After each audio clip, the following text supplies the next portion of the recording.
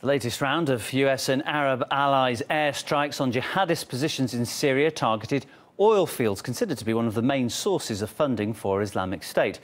Small-scale refineries were targeted, with the Pentagon assessing the operation as being successful but not decisive. To talk more about this, we're joined live now by Ben Swan, investigative reporter. Ben, welcome. Talking in particular about those strikes, now Washington has said that it's been carried out, the aim being that these facilities, they remain largely intact so they could be used in the future. I suppose what we're talking about is they're trying to disable them but not necessarily destroy them. Is that possible, do you think, given the sort of weapons and the missiles that they're using? I think it's very, very difficult, and I think most viewers would agree, very difficult to be able to target anything precisely through airstrikes. You know, we refer to drone strikes as signature strikes, and yet we know drones wipe out a square block of space. So it's not a very definite signature. Look, whenever we talk about airstrikes, we're talking about very large swaths of lands and very imprecise strikes. I think it would be extremely difficult for the U.S. to be able to preserve oil fields while striking. As we know, the refineries are currently controlled by Islamic State, but they belong to the nation. So by disabling them or destroying them, depending on the effect of these attacks, how big an effect is that going to have to the country long term?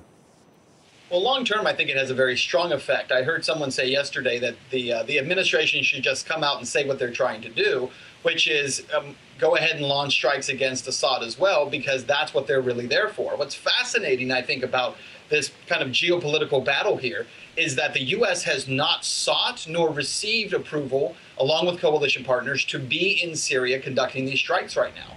It's a really fascinating kind of situation when you consider the president stood up in front of the UN General Assembly yesterday and he talked about the importance of rogue states not being able to just run roughshod over others and use the term might does not equal right. Well, in this case, I think might is trying to make right through this coalition of partners and the U.S. simply going into Syria and deciding they will conduct whatever war operations they choose to perform without even seeking the consent of the government. Now, the Pentagon, they've been quite clear about it. They've come out and said that targeting these oil facilities is currently their top priority. But when you consider the growing number of refugees fleeing the country, the increasing number of villages that are being taken over, we hear about the atrocities being performed by the Islamic State militants. Does it surprise you that the US isn't looking at civilians as their #1 priority? Well, it really does not surprise me at all because, look, the U.S., and there's plenty on the record to demonstrate that the U.S., Turkey, Saudi Arabia, Qatar have all been financing these rebel forces that have been turning over and defecting to ISIS. And they've been doing this in Syria for about 3 years. Over the last year, we've seen large numbers of defections to ISIS.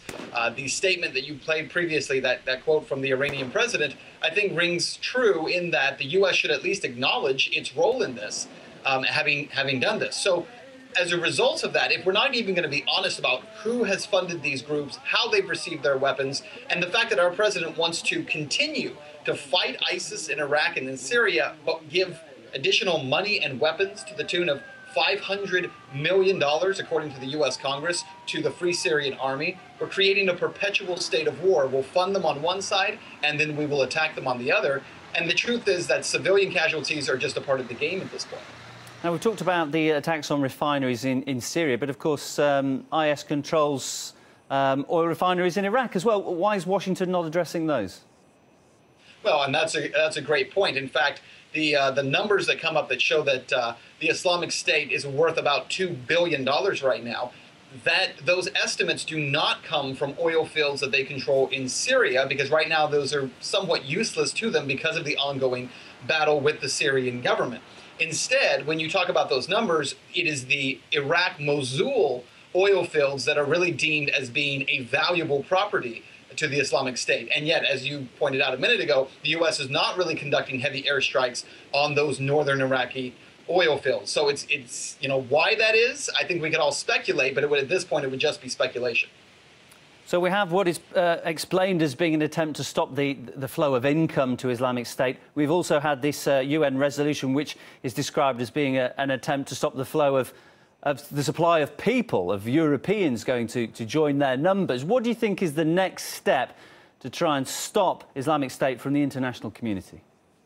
Well, again, look, this is why this story is so difficult to talk about, because when we talk about the flow of money, when we talk about the flow of people, there are enormous numbers of people here in the United States, I would say millions of them, who are fed up with the idea that the United States government is sending fighters and money to train these rebels who are then turning over and becoming ISIS fighters. Why are we going to create essentially sanctions against any country that sends fighters when we ourselves have been funding and supplying fighters? Senator Rand Paul has talked about this quite a bit here in the U.S., that the U.S. needs to step back and acknowledge the fact that we have funded these groups and given them technology, capability, money, and fighters in order to be able to become the Islamic State. How are we going to create sanctions against other countries that would be sending fighters? It is upside down town when we talk about this issue.